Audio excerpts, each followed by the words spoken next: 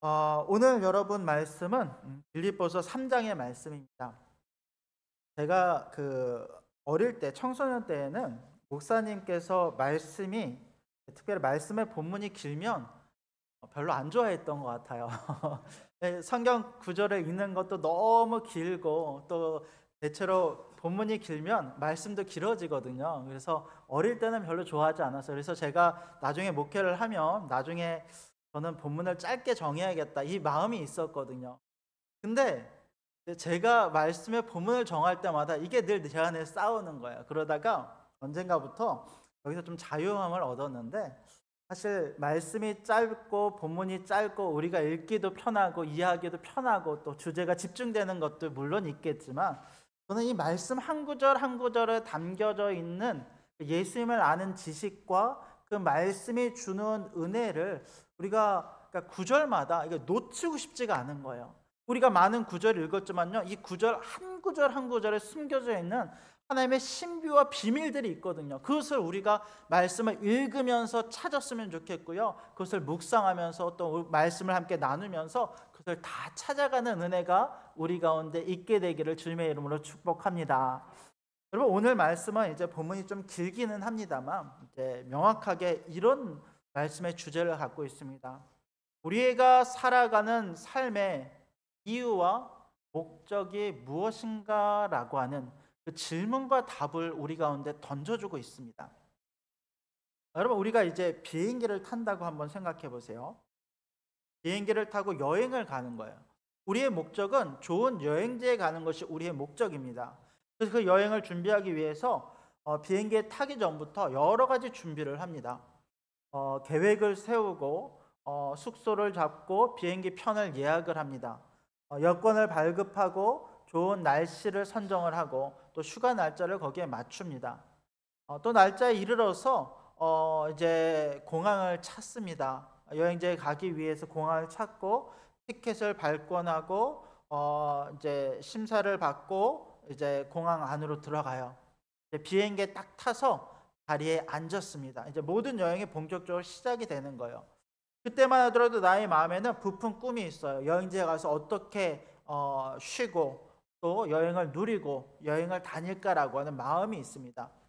그런데 이 비행기가 활주로를 달려서 하늘로 이륙을 했어요. 떴습니다.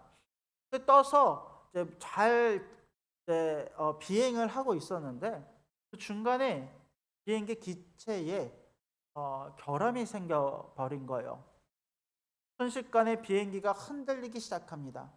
그 안에 타고 있던 나는 그때부터 여행이고 뭐고 불안한 마음에 이렇게 휩싸이게 될 거예요. 비행기가 한참 흔들리다가 심지어는 어떻게까지 되냐면 비행기 엔진이 터져버린 거예요. 날개 쪽에 달려있는 엔진이 뻥 하고 터지고 그때부터 비행기가 하늘에서 저 깊은 바다로 추락하기 시작합니다. 그 안에 있었던 비행기 안에 있었던 사람들의 마음은 어떨까요? 아무것도 생각나지 않을 거야. 그냥 두려움에서 그때부터 그 비행기 안에 탔던 사람들이 소망하는 것은 유일하게 하나, 무사하게 땅에 착륙하는 것이 그 가운데 있었던 모든 사람들이 갖는 단 하나의 소망이 될 거예요.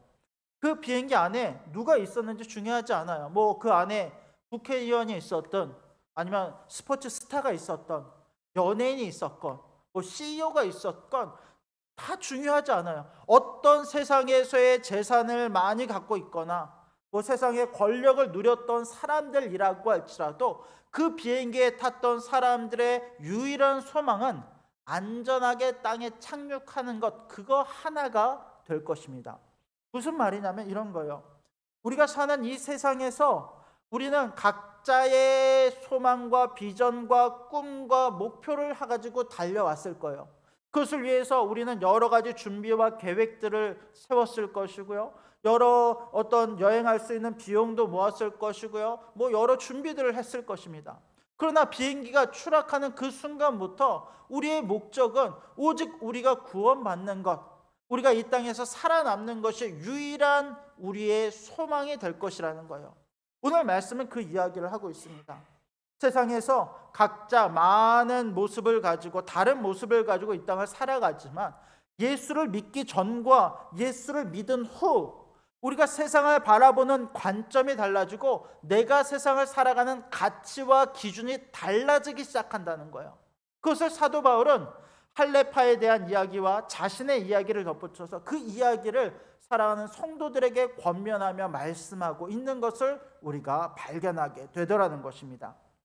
오늘 성경은 이렇게 시작을 합니다. 우리 1절 말씀을 먼저 한번 같이 한번 읽어봅시다. 1절 말씀입니다. 시작. 끝으로 나의 형제들아, 주 안에서 기뻐하라. 너희에게 같은 말을 쓰는 것이 내게는 수고로움이 없고 너희에게는 안전하니라. 여러분, 지금 바울은 높은 강대상에서 이제 저와 같이 강대상에 서서 성도들에게 말씀을 전하는 것이 아니에요. 어떤 권위와 능력을 가지고 높은 자리에서 사람들에게 나는 이렇게 살았으니 너희도 이렇게 살아라 라고 권면하는 것이 아닙니다. 지금 사도 바울은 감옥에 갇혀 있어요. 감옥에 갇혀 있는 상태에서 빌립보 교인들을 생각하면서 그들에게 정말 너희가 어떻게 살아야 되는지, 심지어 자신이 감옥에 갇혀 있으면서, 그렇잖아요, 감옥에 갇혀 있다는 것은 죄인이란 이야기인데 이 죄인이 나처럼 살아라 라고 하는 이야기를 어떻게 할 수 있겠습니까? 근데 사도 바울은요, 무엇이 진리인지 알아요. 무엇이 소망인지 알아요.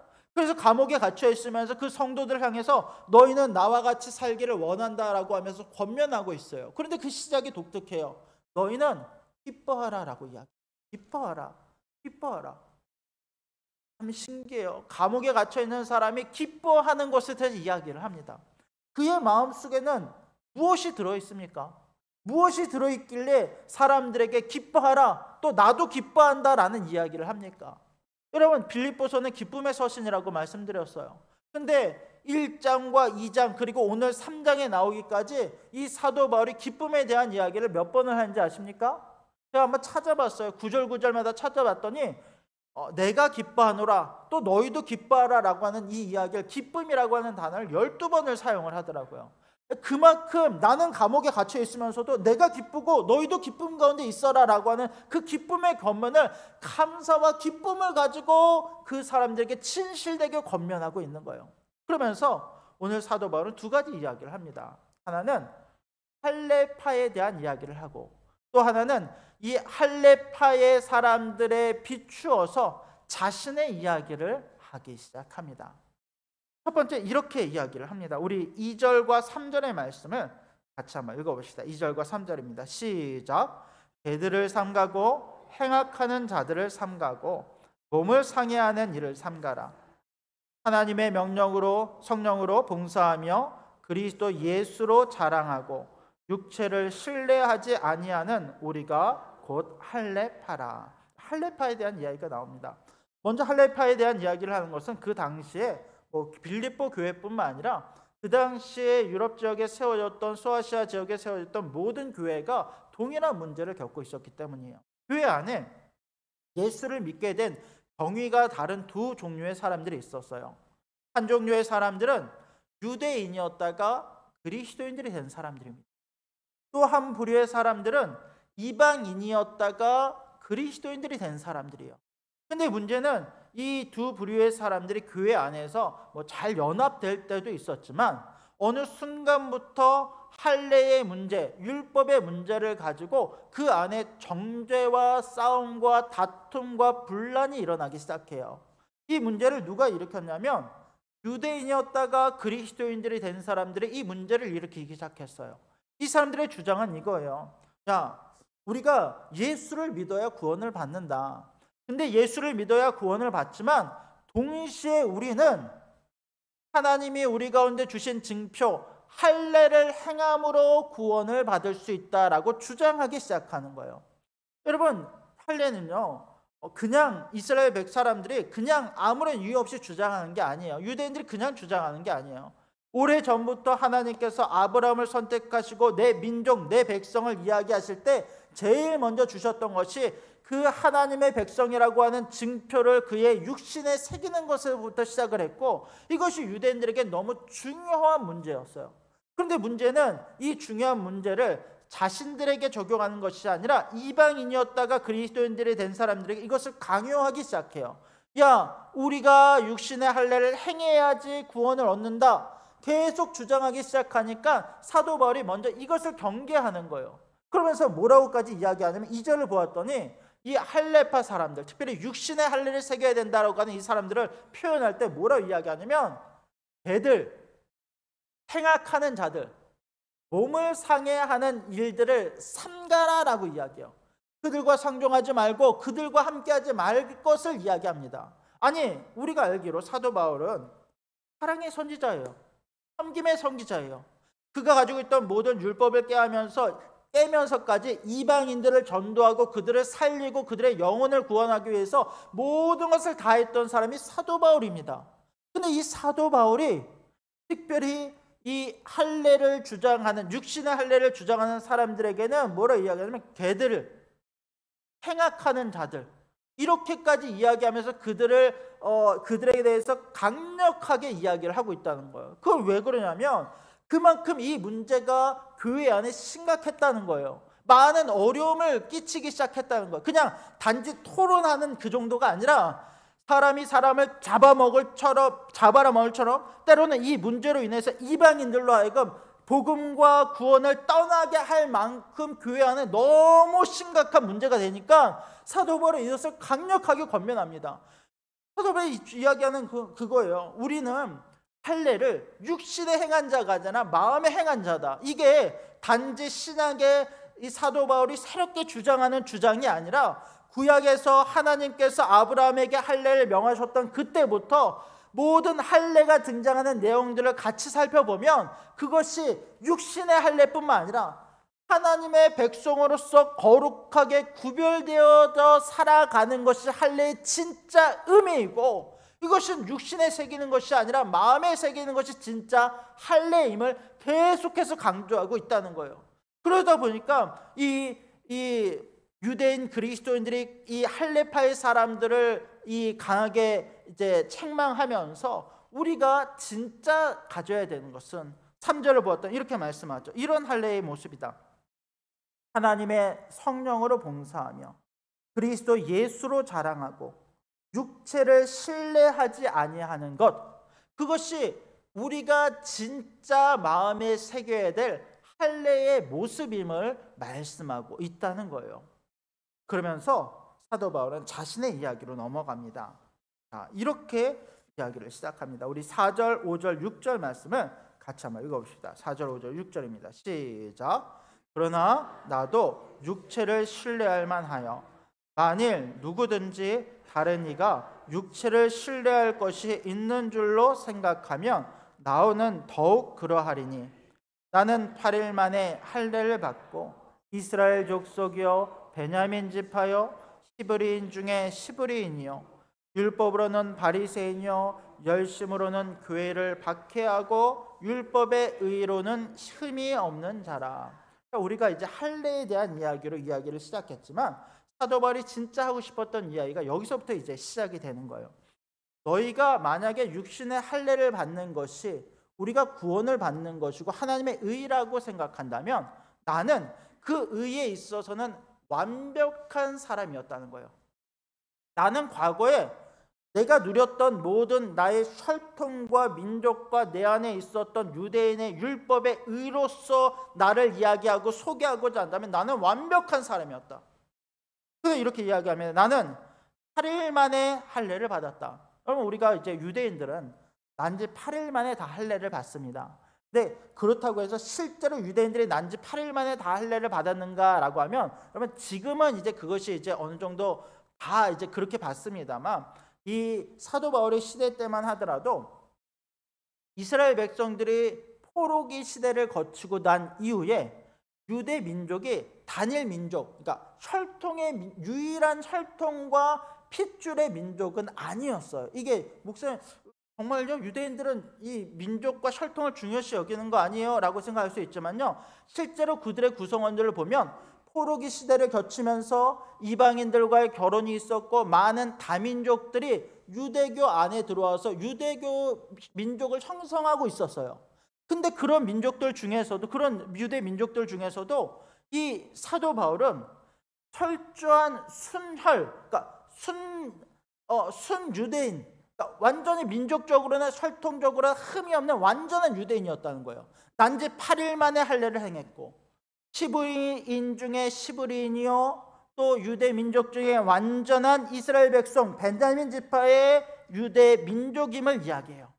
또 심지어는 율법적으로는 바리새인이었다고 이야기합니다. 너희들이 이야기하는 율법을 지킴으로 우리 가운데 의가 주어진다라고 한다면 나는 그 율법을 지킴에 인해서 바리새인들 자신의 모든 것을 버리면서까지 철저하게 율법의 말씀 한 구절 한 구절 지키며 살았던 그와 같은 바리새인이 바로 나였다라고 이야기를 하는 거예요. 또 6절을 보면 그가 갖고 있었던 이 신앙의 열심의 모습이 나타나는데 이렇게 이야기해요. 열심으로는 교회를 박해하고 율법의 의로는 흠이 없는 자라. 내가 유대교의 열심을 가지고 이 행했던 것은 너희들 지금 할례파 사람들이 행하는 것은 아무것도 아닐 정도로 내가 열심을 가지고 교회를 박해하고 의가 아니라고 생각하는 것과 부딪혀 싸우면서 율법의 의로 흠이 없이 완벽한 자가 바로 나였다는 거예요. 나는 모든 것을 소유하고 모든 것을 가졌고 모든 민족적으로 모든 어떤 것에 흠이 없이 완전한 자였다는 거예요. 그런데 이 바울이 예수님을 만난 거예요. 다메섹 도상에서 예수님을 만납니다. 이 바울을 만났던 예수님께서 바울에게 나는 내가 핍박하는 예수라라고 말씀하셨을 때 이때 바울은 그가 가지고 있었던 모든 가치관과 기준과 그가 생각하고 믿었던 모든 율법의 의가 완전히 깨어지게 되는 거예요. 그동안 알아왔고 그동안 가지고 왔던 모든 그 안의 것들이 이제는 그것이 아무것도 아님을 깨닫게 되고 그의 모든 생각과 마음이 완전히 깨어지기 시작하는 거예요. 그때 바울은 깨닫는 거예요. 나는 여전히 죄인이구나. 율법을 아무리 지켜도 나는 죄인이구나. 나는 나 스스로 구원할 수 없고 오직 예수만이 나를 구원할 수 있음을 완전히 깨닫게 되는 거예요. 그분만이 유일한 진리요 생명이시며 나의 유일한 소망이심을 알게 되는 거예요. 그때부터 그의 인생이 바뀌기 시작합니다. 그동안 알고 있었던 모든 가치관이 완전히 바뀌어지기 시작하며 완전히 새 사람으로 변화되어지기 시작하는 거예요. 그러면서 그가 바뀌어지게 되는 그 진리와 바뀌어지게 되는 그 가치관에 대해서 오늘 말씀은 우리 가운데 이렇게 소개하고 있습니다. 우리 7절부터 11절까지입니다. 우리 같이 한번 읽어봅시다. 7절부터 11절까지 시작. 그러나 무엇이든지 내게 유익하던 것을 내가 그리스도를 위하여 다 해로 여길 뿐더러 또한 모든 것을 해로 여김은 내 주 그리스도 예수를 아는 지식이 가장 고상하기 때문이라. 내가 그를 위하여 모든 것을 잃어버리고 배설물로 여김은 그리스도를 얻고 그 안에서 발견되려 함이니 내가 가진 의는 율법에서 난 것이 아니요 오직 그리스도를 믿음으로 말미암은 것이니 곧 믿음으로 하나님께로부터 난 의라. 내가 그리스도와 그 부활의 권능과 그 고난에 참여함을 알고자 하여 그의 죽으심을 본받아 어떻게 해서든지 죽은 자 가운데서 부활을 이루려 하노니. 유익하던 과거의 것들, 그가 이루어왔던 모든 것들, 바리새인, 할례, 히브리인, 이 모든 것들을 더 이상 중요한 것이 아니라 다 해로 여긴다라고 말씀합니다. 우리로 말하자면 내가 이루었던 모든 나의 어떤 직책과 좋은 차와 좋은 집, 좋은 직장, 내가 알아왔던 모든 생각과 기준과 가치관들을 이제는 다 해로 여긴다라고 이야기해요. 8절에는 심지어 뭐라고 이야기하냐면 이 모든 것들, 내가 이루었던 모든 것들을 다 배설물로 여긴다는 거예요. 과거 성경에서는 이 배설물을 뭐라고 표현했냐면 똥이라고 표현했어요. 굉장히 직설적이죠. 내가 해왔고 이루었던 모든 것들은 다 똥이다. 그것이 나에게 더 이상 아무런 유익과 영향을 주지 못한다라고 이야기를 해요. 비행기가 추락하고 있어요. 이 세상이 끝을 향해 달려가고 있어요. 그동안 준비했던 모든 것들, 또 내가 여행 가서 하려고 했던 모든 계획들이 더 이상 아무런 유익이 없어요. 이것은 여러분 그냥 추상적이고 개념적인 것이 아니라 실제로 그것이 아무것도 아닌 것이 되어버리는 거예요. 그때부터 그 사람의 생각과 가치는 뭐냐면 어떻게 해서 여기서 살아날 수 있을까? 오직 유일하게 살아나는 것, 유일하게 땅에 착륙하는 것이 그 사람의 소망이 될 수밖에 없는 거예요. 이제 이어서 바울은 그가 가장 중요하게 여기는 두 가지를 이야기합니다. 첫째는 무엇인가? 8절을 보면 이렇게 이야기해요. 내가 모든 것을 해로 여김은, 배설물로 여김은 무엇 때문이라? 내 주 그리스도 예수를 아는 지식이 가장 고상하기 때문이라. 이렇게 이야기해요. 그리스도를 아는 지식이 이제는 내가 이 땅을 사는 데 있어서 가장 중요한 가치관이라고 이야기해요. 여러분, 우리가 예수님을 믿습니다. 우리는 너무 잘 알아요. 예수를 믿으면 구원을 얻는다. 그러면 우리는 거기서 끝이라고 생각해요. 그래서 예수를 믿기 때문에 그냥 끝. 나는 구원받아. 그러니까 그때부터는 그냥 내가 세상에서 적당히 살아가고 내 계획과 내 어떤 유익과 만족을 위해 살아가는 것이 어쩌면 우리 그리스도인들의 똑같은 세상과 똑같은 모습일 수 있어요. 그런데 진짜 예수를 믿는다는 것, 진짜 그리스도인이 된다는 것은 내 삶의 가치가 하나님을 아는 것, 특별히 예수 그리스도를 아는 지식을 소망하는 것이 우리 안에 생겼다는 거예요. 내가 구원을 얻는다는 것은 내가 구원을 얻어, 믿고 끝, 이게 아니라 내가 구원을 얻네? 그렇다면 내가 얻는 그 구원은 어떤 것이지? 하나님께서 나에게 베풀어 주신 그 은혜는 어떤 것이지? 나를 구원하신 그 예수 그리스도는 어떤 분이시지? 이것은 우리가 막연하게 금송아지 하나를 딱 갖다 놓고 이 금송아지가 나를 구원했어, 이 금송아지를 믿으면 내가 끝, 이게 아니라 내가 믿는 예수는 금송아지를 어떻게 다루신지, 그분이 나를 어떻게 사랑하시고 나를 위해 어떤 십자가의 죽음과 부활을 경험하셨고 그 은혜가 지금도 내 삶에 어떻게 미치시는지가, 그 충만함과 은혜가 너무도 궁금하고 너무도 간절하고 그것을 찾기 원하는 거예요. 여러분, 이것은 단지 우리가 그 지식적인 것, 성경적인 것만을 이야기하는 것은 아닙니다. 물론요, 여러분, 우리가 하나님을 아는 것, 특별히 오늘도 이제 목장 모임이 있고 성경 공부를 통해서 이 한 구절 한 구절 하나님의 뜻하심과 말씀하심과 신비와 비밀을 알아가는 것 너무너무 기쁘고 너무너무 중요합니다만, 이 그리스도를 아는 지식이라고 하는 것은 단지 성경의 말씀을 아는 것에 끝나는 것이 아니라 내가 이제는 하나님과 예수님과 인격적으로 친밀한 교제를 누리게 되었음을 이야기해요. 내가 이 땅을 살아가는 데서 가장 중요한 것은 뭐냐면 나를 구원하신 그 예수님과 인격적으로 친밀한 교제 가운데 있는 것, 그것이 내 안에 소망이 되어지고 그렇게 살고자 하는 욕심과 욕망이 내 안에 생기는 거예요.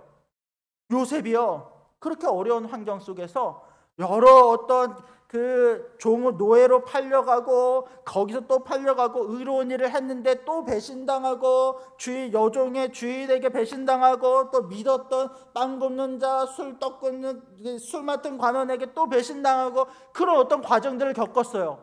근데 이 요셉이 늘 뭐라고 이야기하냐면 내 이 모든 일들을 행함에 있어, 나의 모든 과거를 돌아봄에 있어 너무 감사했던 것이 주께서 나와 함께하는 것이 나에게 복이 되었다라고 고백해요. 이건 뭐냐면 그의 모든 인생에서 어떤 일을 겪었는가가 중요한 게 아니라 하나님과 인격적인 교제가 있었고 그 함께함이 그에게 가장 큰 복이고 은혜였다고 고백하는 거예요.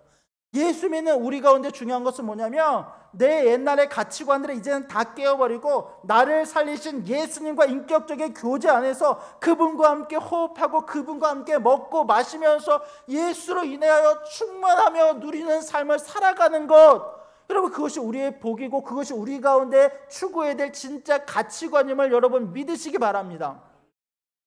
그러면 또 이렇게 이야기합니다. 예수를 아는 지식, 그것뿐만이 아니라 또 중요한 것은 뭐냐면 9절에 보면 죽는 것, 10절입니다. 죽는 것에 대한 이야기가 나와요. 죽는 것.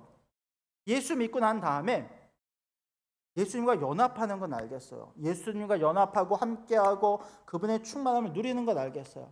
근데 예수 믿는 자들에게 또 가장 중요한 가치 중에 이야기하는 거. 이건 이제 사도 바울이 여기서뿐만 아니라요, 갈라디아에서도 그렇고 계속해서 내가 죽는 것에 대해서 계속 이야기해요. 자, 10절 같이 한번 읽어봅시다. 시작. 내가 그리스도와 그 부활의 권능과 그 고난의 참여함을 알고자 하여 그의 죽으심을 본받아. 이건 뭐냐면 내가 앞으로 죽는 삶을 살겠다는 거예요. 그는 평생 율법의 의를 쫓아서 내가 사는 삶을 추구하며 살아왔던 사람이에요. 근데 예수 믿고 나서 가장 달라진 게 뭐냐면 내가 앞으로는 죽겠다는 거예요. 이거는 하나님에 대해서 내가 완전히 죽어지고 세상에 대해서 완전히 죽어지고 나 자신에 대해서 내가 완전히 죽어지겠다는 거예요. 내가 없고 내 안에 그리스도만을 나의 참 주인으로 모시겠다는 거예요. 그의 앞으로 살아가는 어떤 삶의 기준과 가치는 내가 죽어짐으로 내 안에 부활의 권능과 그분의 고난에 동참하는 것, 그것이 그의 소망이다라고 이야기를 해요. 여러분, 우리는 죽어져야 합니다. 사람에 대해서도 죽어져야 되고 하나님에 대해서 죽어져야 되고 나 자신에 대해서 죽어져야 돼요. 예수 믿는 건 그런 거예요. 예수 믿는 거는 내가 잘되고 축복받고 부유해지고 세상에서 성공하고 이게 아니라, 예수 믿는다는 건 뭐냐면 내가 완전히 나에 대해서 죽어지는 거예요. 왜? 그렇게 죽어지면요, 예수님께서 이 땅에 오셔서 죽으심으로 말미암아 그분의 부활하심이 더 영광스럽게 드러났고 그것이 하나님의 영광이 되었던 것처럼 내가 죽어지며 다시 그 부활에 동참하는 은혜가 된다는 거예요. 내가 죽어짐이 하나님의 영광을 드러내는 일이 된다는 거예요. 내가 죽어짐으로 그것이 나의 삶의 가치와 기준이 되므로 나를 통해서 내가 이제 죽어짐이 세상의 빛과 소금으로 드러나서 많은 이들이 나를 통해서, 나의 죽어짐을 통해서, 나의 미랄의 썩어짐을 통해서 그분의 복음과 은혜와 영광을 보게 된다는 거예요. 여러분, 이 죽어짐의 은혜가 우리 가운데 있게 되길 원합니다. 그러면서 사도 바울은 이제 마지막으로 이렇게 말씀합니다. 우리 12절부터 14절까지 말씀을 우리 한번 같이 한번 읽어봅시다. 12절부터 14절입니다. 시작. 내가 이미 얻었다 함도 아니요 온전히 이루었다 함도 아니라 오직 내가 그리스도 예수께 잡힌 바 된 그것을 잡으려고 달려가노라. 형제들아, 나는 아직 내가 잡은 줄로 여기지 아니하고 오직 한 일, 즉 뒤에 있는 것은 잊어버리고 앞에 있는 것을 잡으려고 폛대를 향하여 그리스도 예수 안에서 하나님이 위에서 부르신 부름의 상을 위하여 달려가노라. 여러분, 이 한 구절 한 구절이요, 얼마나 은혜가 되는지 모릅니다. 그냥 한 구절을요, 아무것도 안 하고 그냥 묵상하듯이 읽어도요, 그 한 구절이요 얼마나 내 안에 힘이 되고 얼마나 내 안에 능력이 되는지 모릅니다. 제가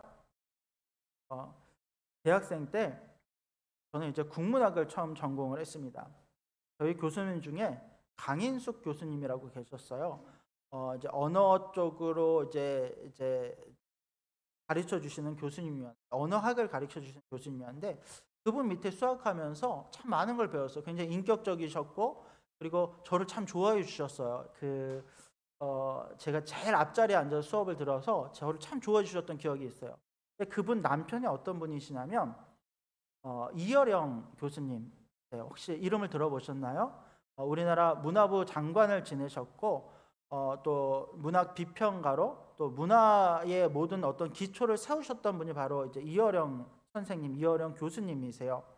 근데 그분이 어떤 분이시냐면 철저한 무신론자예요. 하나님을 믿지 않고, 그리고 합리적이고 이성적으로 모든 것을 판단하시는 분이세요. 그래서 비평을 하시기 때문에 그 문학가들과 어떤 그 비평에 대한 토론도 굉장히 많이 하시고 모든 것을 합리적으로 이렇게 이해하시는 분이세요. 그런 분에게 신앙이라고 하는 것, 예수 믿는다고 하는 것은 굉장히 비합리적인 일인 거예요. 그래서 평생을 예수 믿지 않고 살아오셨던 분이에요. 근데 그 딸이 이제 미국에서 변호사를 하고 있는데 여러 어려운 일들을 겪었어요. 근데 이분이 굉장히 신앙이 좋으신 분이어서 아버님을 전도하기 위해서 그렇게 열심히 노력을 하셨다고 해요. 근데 아무리 해도 아버님이 이게 전도가 되지 않고 믿음을 받아들이지 않아요. 근데 그러다가 이 따님이 암에 걸렸어요. 암에 걸리고 그 암에 걸린 것이 너무 힘들고 어려워서 아버님께 기도를 부탁한 거예요. 근데 그때 아버지가 이어령 교수님이 그 딸을 놓고 기도하기 시작합니다. 하나님이 정말 살아계시다면, 정말 하나님이 살아계시다면 이 딸을 고쳐주세요라는 기도를 그때 처음 하기 시작하는 거예요. 근데 하나님께서 그 기도를 들으셨어요. 그리고 그 딸이 그 암에서 낫게 된 거예요. 그때 이 교수님이 어떤 이제 마음을 먹게 되냐면, 평생을 나는 무신론자로, 그리고 합리주의적인 자, 합리주의적이고 지성인으로서 이 땅을 살아왔는데, 내가 알지 못하는 영역, 그리고 영적인 것과 하나님이 이 땅에 존재하시는 것, 또 내가 딸을 위해 기도했을 때 하나님께서 그 기도를 정말 이거는 낫지 못한다라고 이미 시한부 판정을 받았던 그 상황 속에서 하나님이 역사하시는 그 일들을 보았을 때 그 신앙의 경험이 이 교수님의 생각과 가치관을 완전히 바꿔놓기 시작하는 거예요. 그때부터 이분이 어떻게 하냐면, 그동안 알아왔던 그 어떤 무신론자의 모든 마음을 내려놓고 신앙인으로서의 삶을 살아가기 시작해요. 예수 믿는 것이 어떤 것인지를 알아가기 시작하고 말씀을 보기 시작해요. 그래서 이분이 쓰신 유명한 저서 중에 지성에서 영성으로라고 하는 책이 있는데, 어떤 그런 과정들을 기록하면서 내가 지성 중심의 삶을 살다가 영성 중심의 삶, 하나님을 믿는 자의 삶을 살아가게 됨을 고백하는 그 내용들을 우리가 보게 됩니다. 저는 이제 책을 읽고, 또 저는 이제 강희숙 교수님과 이미 그 관계가 있기 때문에 이어른 교수님의 그 이야기를 들어서 더 마음에 확 다가왔어요. 여러분, 우리가 예수 믿는다는 이런 거예요. 우리가 합리적으로 이성적으로 아무리 생각해도 예수 믿지 못할 수 있어요. 예수 믿는다는 거 어려울 수 있고, 내가 살아왔던 삶의 패턴과 가치관을 바꾼다는 건요, 이건 정말 너무너무 힘든 일일 수 있어요. 그런데요, 우리가 진짜 예수 믿기 시작한다면, 예수님이 살아계신가? 그리고 그 예수님께서 지금 우리 가운데 역사하고 계신가? 나와 관계를 맺기 원하시고 지금도 나의 삶을 주관하기 원하시고 나의 삶의 인도자가 되시는가를 내가 깨닫기 시작하면, 그때부터 우리의 삶은요, 예수 믿기 이전과 이후의 삶이 완전히 달라지게 됩니다.